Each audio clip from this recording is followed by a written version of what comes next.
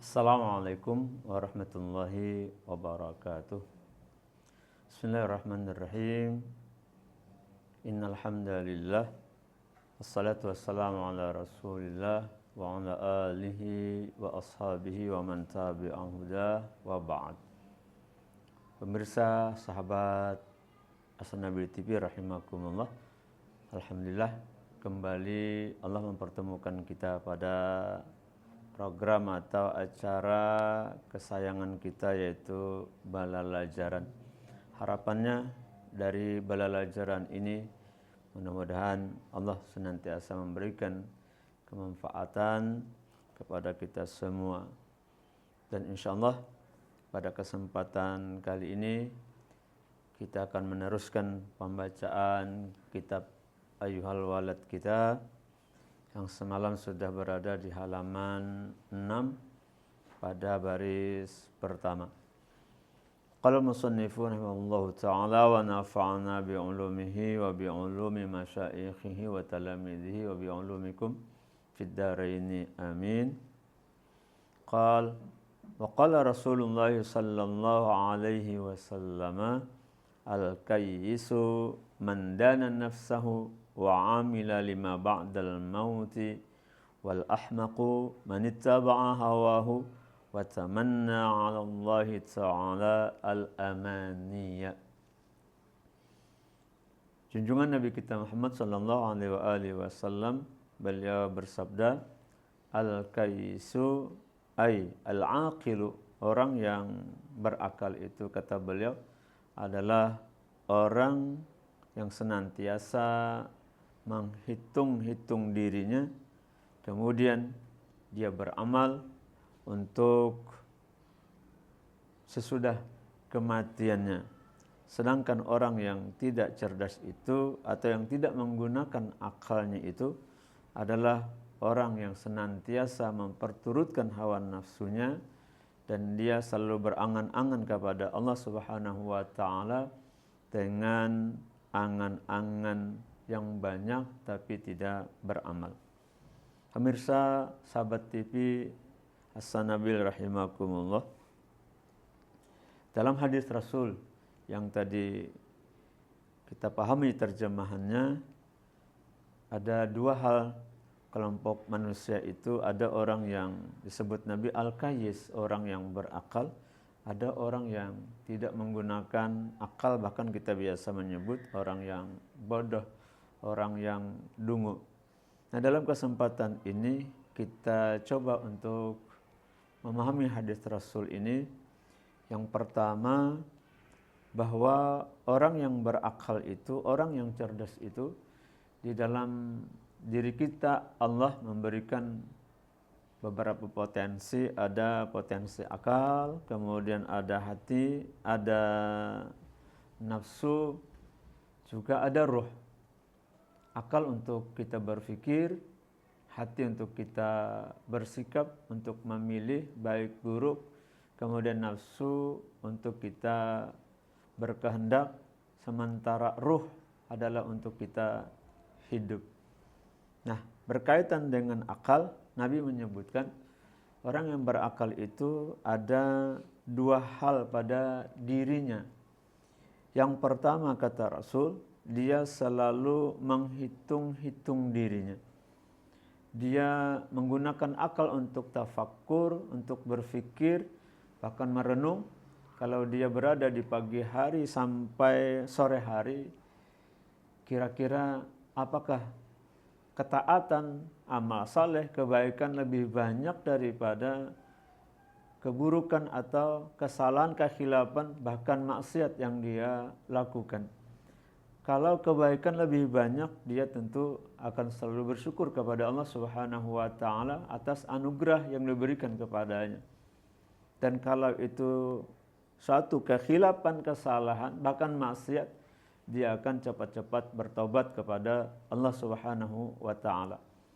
Begitu juga dia juga merenung pada saat dia berada awal malam kemudian sampai pagi lagi, juga apakah kebaikan atau keburukan yang lebih banyak pada dirinya. Maka kalau itu merupakan ketaatan, dia akan memperbanyak ketaatannya, dan kalau keburukan dia akan taubat dan barangkali memperkecil keburukannya. Itu pertama. Kemudian yang kedua, orang yang berakal itu kata Rasul, orang yang beramal untuk mempersiapkan sesudah kematiannya. Kematian adalah salah satu proses daripada akhirat. Di antaranya pada saat sakaratul maut, kemudian dia meninggal dunia, habis meninggal dunia dikubur, dan dia berada di alam kubur, atau kita juga mengenalnya alam barzah, yang tidak bisa kemana-mana. Kemudian hari kiamat berbangkit, setelah itu ditempatkan di padang mahsyar yang begitu dahsyatnya karena sudah berbeda lagi dengan alam yang lain. Nabi menyebutkan mahsyar itu mataharinya lebih dekat dari matahari di dunia. Kemudian di mahsyar itu ada yang namanya penerimaan catatan amal. Kemudian ada yang namanya hisab, ada yang namanya mizan, ada yang namanya sirat, dan ada yang namanya penentuan surga atau neraka. Orang yang berakal ketika memahami ini, dia akan mempersiapkan untuk bekal atau sanggup menghadapi yang namanya akhirat. Tentu saja berbeda antara dunia dan akhirat. Kalau di dunia hanya sementara sifatnya, sementara akhirat abadal abidin, untuk selama-lamanya. Di dunia yang sifatnya sementara, kita sudah barang tentu mempersiapkan segala-galanya. Apakah itu bentuknya rumah, kendaraan, sandang, pangan, papan, dan lain sebagainya. Tapi ingat, itu akan kita tinggalkan. Sementara yang kita bawa adalah amal. Apakah amal baik atau amal buruk? Orang yang berakal tentu saja dia akan memperbanyak amal kebaikannya. Lalu apa yang kita persiapkan? Yang kita persiapkan seperti Allah sampaikan di dalam Al-Quran surah Al-A'la yang sering kita sebagai muslim laki-laki ketika kita mendengarkan bacaan imam, ada qad aflaha man tazakka wa dzakara asma rabbih fasalla.